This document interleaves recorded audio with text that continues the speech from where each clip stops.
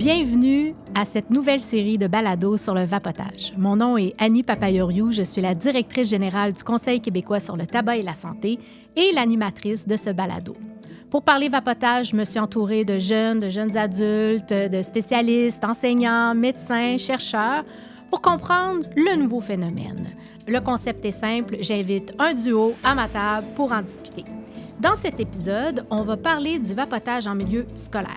Pour ce faire, j'ai invité Annie Montreuil, chercheuse à l'Institut national de santé publique, pour comprendre le phénomène du côté scientifique. Et pour parler du volet terrain, nous avons pensé d'inviter Gabriel Morissette, qui est enseignant au secondaire. Il enseigne l'univers social pour que lui nous parle de ce qu'il vit sur le terrain. Parlons vapotage.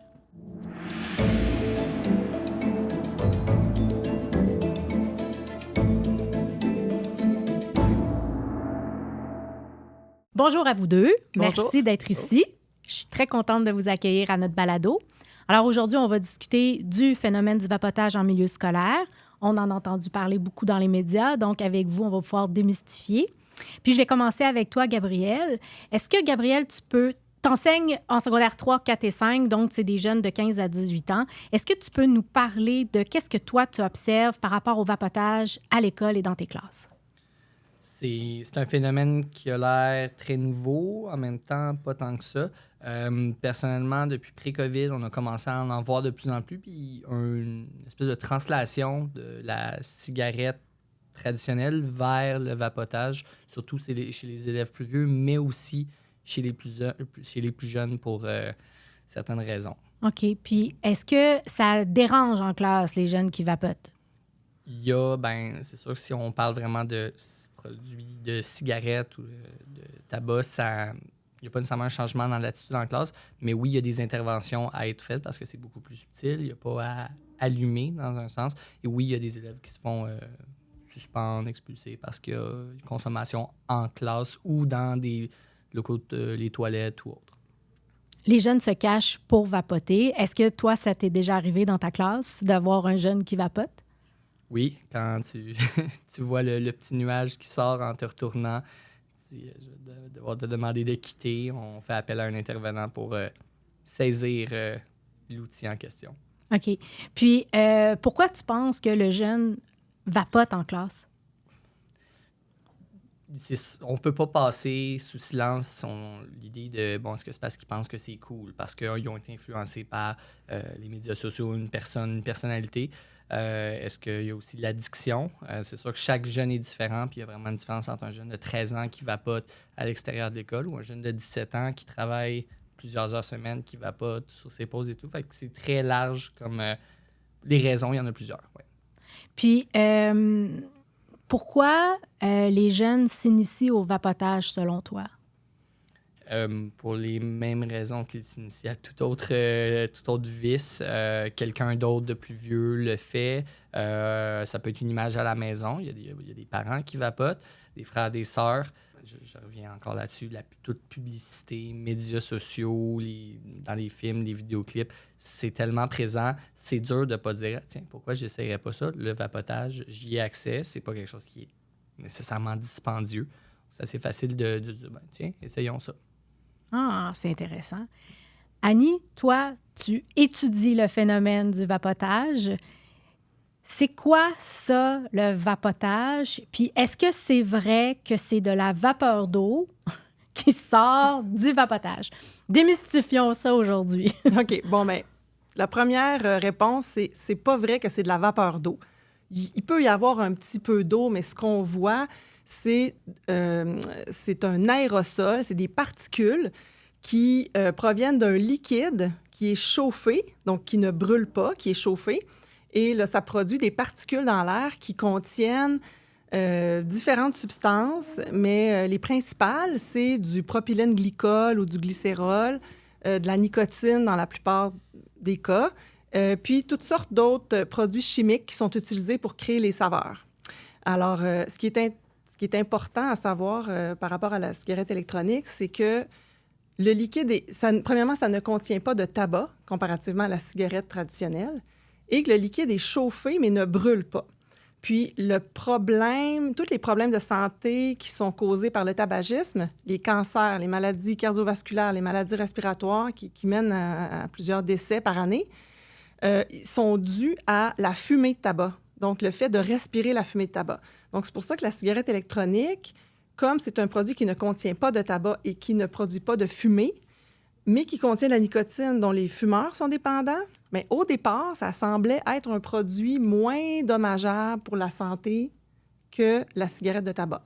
Donc, comparativement à la cigarette de tabac, pour les fumeurs, il y a un certain consensus qui se dégage à l'effet que ce serait moins nocif que la cigarette de tabac pour eux, mais c'est un produit qui est risqué, et particulièrement pour les jeunes, pour les poumons qui ne sont pas déjà atteints par des années de tabagisme.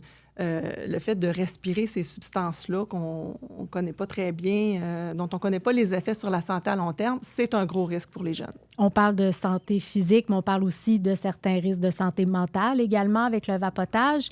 Et est-ce qu'un jeune qui vapote va devenir un fumeur de la cigarette?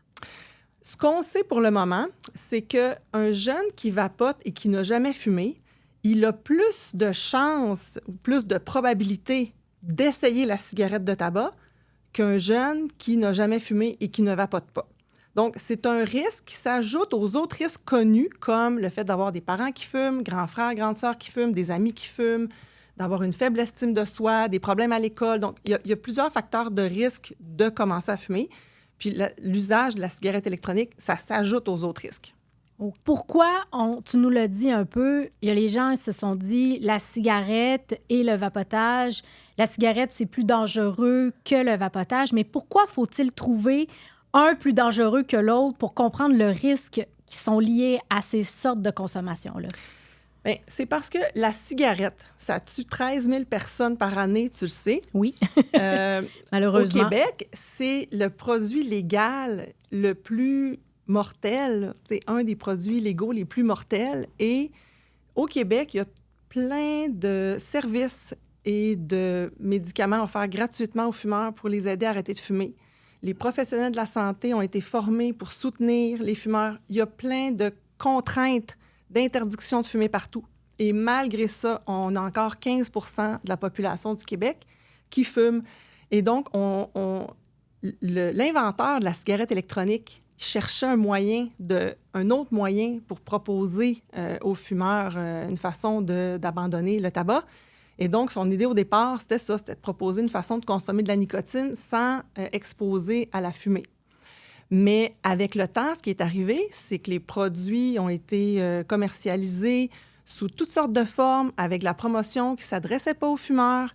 Puis là, les jeunes sont devenus intéressés par ce produit-là. Et là, on est en train de créer un autre problème en essayant d'en régler un. Et toi, Gabrielle, est-ce que tu vois les effets de la vapoteuse chez les jeunes depuis quelques années? Est-ce que tu vois qu'il y a une différence entre avant dans ta classe avec des jeunes qui vapotaient peut-être pas ou qui fumaient pas la cigarette et maintenant où la consommation de vapotage est plus grande? C'est sûr que j'ai pas la science infuse. Je ne suis qu'un enseignant dans une des milliers de classes au Québec. Mais ce que je remarque surtout, c'est les plus vieux, surtout au deuxième cycle. Donc, on parle secondaire 3, 4 et 5. Il y a eu cette transition. Donc, on a dit, on fumait plus la cigarette et c'est devenu la vapoteuse. Je trouve qu'en termes de nombre, puis encore là, j'ai pas de statistiques, c'est similaire. Par contre, chez les plus jeunes on l'a plus facilement porté à commencer à vapoter, ce qui pourrait, de ce que je viens de comprendre, être un risque d'amener vers la cigarette, alors qu'avant, beaucoup moins présent chez les plus jeunes. Est-ce que c'est la facilité? Est-ce que c'est les couleurs? Donc, moi, c'est le changement que je vois. Les effets en classe, ça reste, comme on dit, des produits de nicotine, sur la motivation et tout.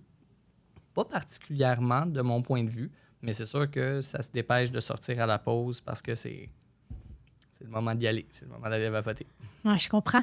Mais dis-moi, Annie, quand on parle du vapotage, on dit que c'est attrayant, ça sent bon, ça goûte bon.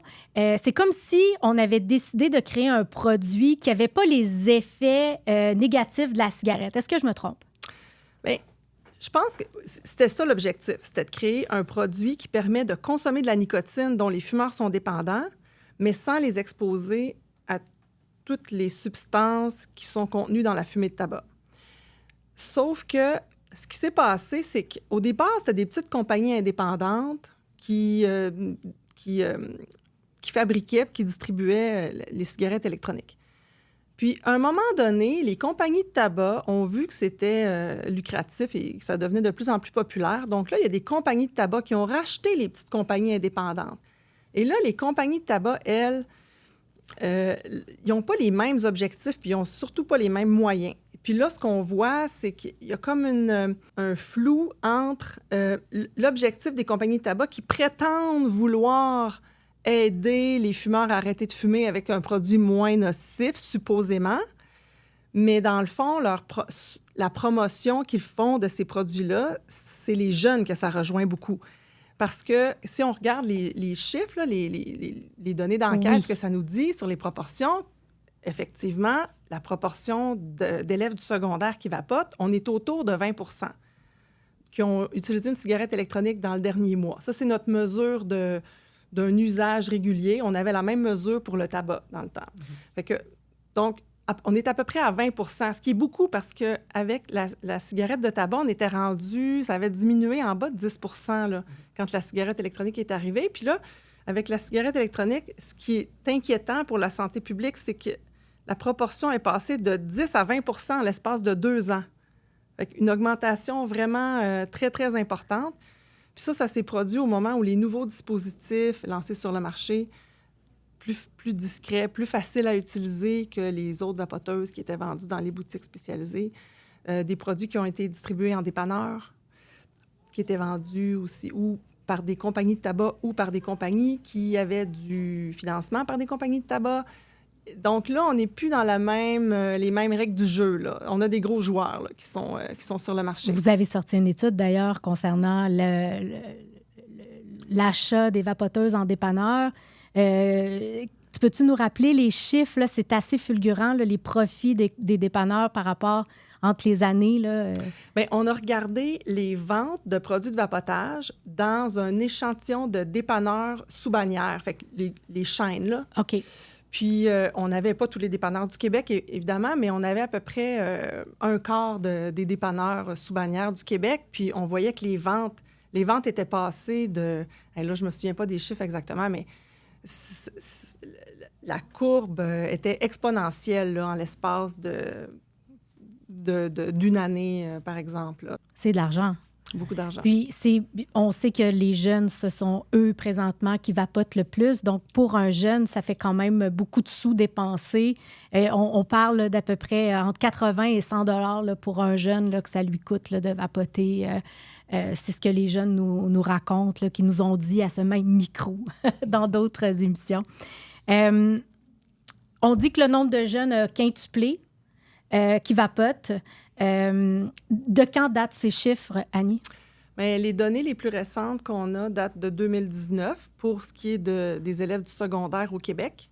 Des données qui représentent l'ensemble de la province, c'est 2019, puis on est autour de 20 %. On a vu d'autres sources de données un peu plus récentes qui sont à peu près autour dans ces eaux-là aussi. Donc, il semble y avoir une certaine stabilisation depuis quelques années. Mais il est encore tôt pour en être certain, là, parce qu'on compare différentes sources de données. Là, donc, on peut pas trop... c'est préférable d'attendre la même enquête là, qui revient avec les mêmes données. Puis, en comparaison, si on prend l'ensemble des 15 ans et plus, là, on est à 6 %. Fait que c'est là où on voit que quand on dit que c'est un produit qui attire les jeunes, la proportion de jeunes qui vapotent est autour de 20 %. Les adultes de 25 ans et plus, on est plus autour de 6 %. Puis l'autre différence, c'est que chez les adolescents et les jeunes adultes, 3/4 environ, c'est des non-fumeurs, alors que chez les 25 ans et plus, la majorité, c'est des fumeurs ou des anciens fumeurs. Fait que c'est deux raisons très différentes, deux profils différents. Là, Est-ce qu'on va observer de plus en plus de la consommation et de vapotage et de cigarettes, selon vous, ou les gens vont choisir un des deux produits? Bien, les fumeurs de 25 ans et plus, là, les adultes plus âgés, qui utilisent la cigarette électronique, il y en a plusieurs, une proportion importante qui le fait pour arrêter de fumer. Puis, on voit quand même dans les enquêtes qu'il y a plusieurs fumeurs qui continuent à fumer des cigarettes pendant qu'ils utilisent la cigarette électronique. La cigarette électronique, c'est pas reconnu comme un moyen efficace pour arrêter de fumer, pour toutes sortes de raisons. Mais les organisations de santé qui essayent d'expliquer les bénéfices que ça peut avoir pour la santé d'un fumeur, recommandent de ne pas consommer les deux produits parce que là, le fait de prendre de la nicotine de deux sources différentes, en tout cas de fumer puis d'utiliser la cigarette électronique, là, il n'y a pas d'amélioration à la santé là, de la personne qui l'utilise. Donc, il faut vraiment arrêter complètement les cigarettes de tabac et arrêter la cigarette électronique aussitôt que les risques de rechute sont écartés. C'est assez contradictoire parce que les jeunes ne fumaient pas la cigarette et maintenant, ils vapotent.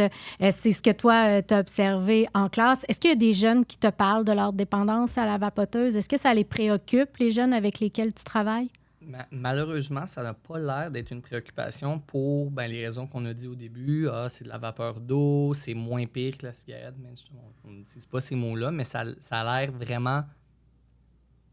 Ça fait des années qu'on les bombarde avec les cigarettes. Ça a été un travail massif. Merci à toutes les personnes qui ont fait ça. Mais c'est comme si là, pas nécessairement qu'il faut tout recommencer, mais que la vapoteuse va aller se cacher sous ça puis dire, c'est ça, nous, on n'est pas si pire. Puis, quelqu'un qui dit, moi, je bois juste une 6 de bière par semaine parce que à côté, le gars, il en boit 12, fait que je suis moins pire. Et donc, qu'est-ce qu'il y a? Moi, ce qui m'intéresse beaucoup, c'est qu'est-ce qu'il y a à faire. Puis, c'est super intéressant d'entendre les comparaisons entre les deux profils parce que, aussi, moi, je pense aux parents. C'est toujours les générations qui changent. Fait que les parents fumaient des cigarettes. Beaucoup de mes jeunes, ça, ils en parlent à la maison, ça fume la cigarette. Et là, eux, ils vapotent. Fait que, nous, on n'est pas comme nos parents, on fait autre chose. Mais est-ce qu'ils vont aller vers là à un moment donné? C'est un risque. C'est quelque chose que je ne verrai pas avec les miens une fois qu'ils graduent, mais je me pose beaucoup la question sur les conséquences que ça pourrait avoir. Il y a des conséquences sur la santé. On en a parlé un peu dans les autres émissions. On connaît les conséquences à court et moyen terme. Pourquoi on ne connaît pas encore, Annie, les conséquences à long terme des risques reliés au vapotage?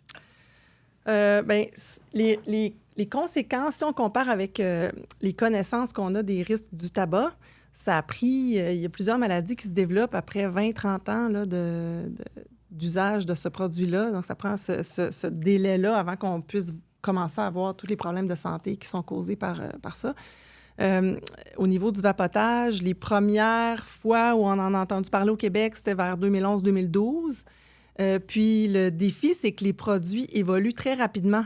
Alors, une fois qu'une étude qui porte sur... qui utilise un type de dispositif, une fois que l'étude est publiée, ça prend facilement 2 ans. Bien, là, ce qu'on voit, c'est que les dispositifs qui ont été étudiés, c'est plus ceux-là qui sont sur le marché, puis les compagnies en ont inventé des nouveaux, ont amélioré, selon eux, le produit.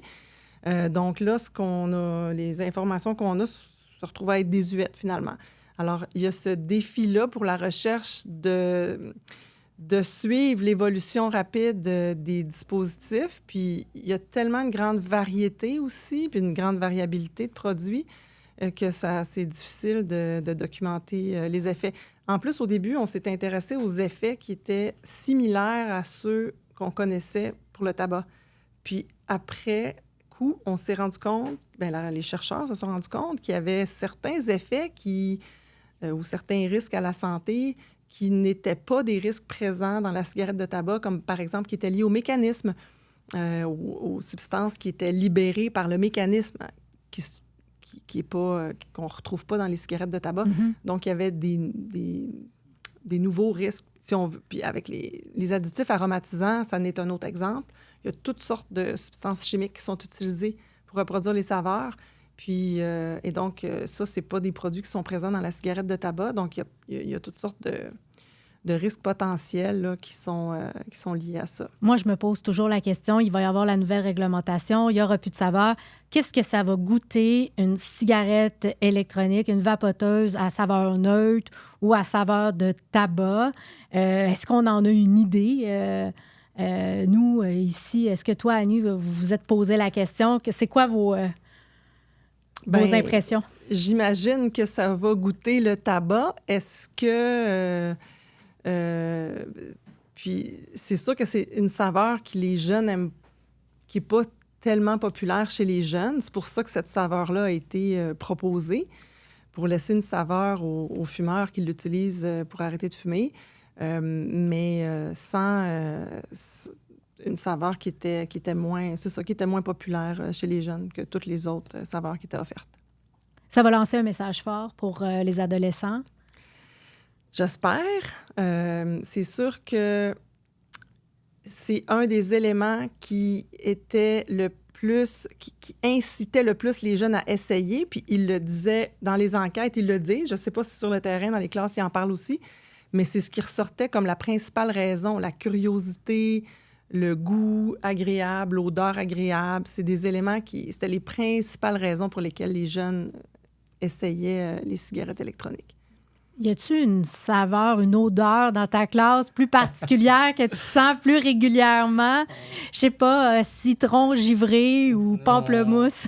Entre profs, il y a toujours Barbe à Papa puis Gomme Ballon qui sont revenus souvent dans les discussions, des fois un petit 5 à 7, on parle de ça. Puis moi, je suis vraiment content d'être ici, puis j'ai déjà, en quelques minutes, appris beaucoup plus que dans les 5 dernières années sur le vapotage, parce qu'on ne sait pas.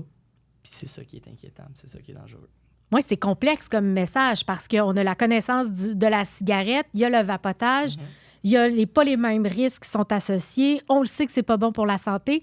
Puis moi, quand on en parle, je me dis tout le temps, c'est jamais bon de mettre un produit chimique dans ses poumons. Essayer de réduire, de rendre ça le plus simple possible. Mais les jeunes ont besoin de comprendre les effets réels sur leur santé et sur leur développement. Qu'est-ce qu'on peut leur dire aux jeunes? C'est quoi les vrais faits par rapport au risque de vapoter? Si Gabrielle avait une intervention à faire en classe avec un jeune, qu'est-ce qu'il pourrait lui dire, Annie? Bien, il y a 2 principaux risques pour les jeunes. La dépendance à la nicotine, qui est aussi forte que la dépendance au tabac. Fait que peut-être que si les cours durent juste 1h15, ils n'ont pas le temps de se rendre à ressentir des symptômes de sevrage. Mais des symptômes de sevrage, c'est vraiment désagréable. C'est très difficile de s'en défaire. Là, la même chose avec les fumeurs là, qui ont besoin de fumer. Ils ont de la misère à se concentrer, sont irritables, problèmes de sommeil. Donc, ça, c'est les mêmes symptômes de la dépendance à la nicotine, que ce soit avec la cigarette ou la cigarette électronique. Ça va être les mêmes symptômes. Puis le deuxième risque, c'est de respirer les substances chimiques qui sont contenues dans le liquide. Puis ça, on ne connaît pas bien les effets sur la santé à long terme. Puis les poumons, c'est vraiment fragile. Pour les jeunes, il y a ce message-là, je pense, qui n'est pas assez bien, peut-être, compris. Ou en même temps, les jeunes, on leur dit ça peut avoir cet effet-là à long terme. C'est difficile de penser à long terme quand on est un ado. Moi, je me dis tout le temps, c'est difficile pour un ado de comprendre même c'est quoi être dépendant. Oui. Je vais prendre le côté des jeunes pour une fois. Quand on dit, tu sais, ça peut créer des addictions, ça peut être ci, ça peut être ça, les produits chimiques. Puis je me mets des fois à leur place. On a l'air des fois un peu hypocrite quand on leur dit ça. Puis c'est ça, dans la famille, ça fume la cigarette. Nous, on est là à boire nos canettes de coke remplies de sucre, qui est la drogue la plus dangereuse au monde, selon moi. Tout ce qu'on fait, puis qu'on leur dit, faites ce que je dis, faites pas ce que je fais. Puis là, eux, ils trouvent de quoi qu'on leur a quand même dit qu'officiellement, c'est moins pire que la cigarette. Puis on est comme, non, ça aussi. Fait comment passer le message à des jeunes sans tomber dans la vieille rhétorique de... Tu sais, c'est difficile et, comme on dit, il manque des informations, mais je suis content de voir qu'on en a assez pour dire il y a eu des cas aux États-Unis, puis de voir d'où ça vient. Puis, non, c'est ça. Fait que des fois, je me mets à leur place. Je dis, bon, là, j'ai encore l'air du vieux qui leur dit... Fais pas ça. C'est ça, pas fin. Mais ce qui a marché pour la cigarette, là, ce qui a été convaincant pour les jeunes, c'est de développer leur esprit critique par rapport aux compagnies de tabac qui les manipulaient. Ça, c'est un message qui a été entendu par les jeunes avec les campagnes du Réseau sport étudiant du Québec. Ça, c'est un message qui a passé quand on a dit, regardez, là, il y a des compagnies qui font de l'argent sur votre dos. Posez-vous donc un peu plus de questions avant d'acheter ces produits-là. Le côté de manipulation, tout ça, puis je vais faire du pouce sur ce que j'enseigne. Depuis quelques années, il y a un programme qui s'appelle Éducation financière en secondaire 5 où il y a un volet consommation, un volet sur les publicités, sur les publicités cachées, tout ça. Puis, de plus en plus, on parle d'influence, influenceurs, puis on sait que ça en fait partie de ça. Fait que si c'est une piste pour aller les chercher, pour dire « Hey, pourquoi est-ce que tu penses que cette personne-là, dans le vidéoclip, et le placement de produits, ça va venir? » Je ne sais pas si dans les films, j'ai pas vu de film avec des vapoteuses. Ah oui, il y en a plein. Bon, je m'en rends même pas compte, je me fais avoir, c'est ça. Est-ce que de passer par l'aspect consommation, environnement, conscience, est-ce que ça va être ça au lieu de dire « c'est pas bon, tu vas avoir des maladies », est-ce que c'est la voie? Ah, bien, moi, je pense qu'il faut prendre toutes les voies pour passer nos messages, d'avoir des règlements forts également. Ça va aider les organisations en santé publique à passer des messages, à prévenir. Alors, moi, je vous remercie. J'ai appris plein de choses. J'ai adoré l'échange également. Gabrielle, continue d'être passionnée. Les jeunes sont chanceux d'avoir un enseignant comme toi dans leur classe. Annie, merci. Tu vulgarises bien. Puis, c'est pas évident. Moi, je me demande toujours, c'est quand la prochaine étude? Je le sais que c'est important de bien faire les choses également, mais votre travail est essentiel. Donc, merci beaucoup d'avoir participé à notre balado. Merci, très apprécié. Cette balado-diffusion est réalisée en partenariat avec le gouvernement du Québec.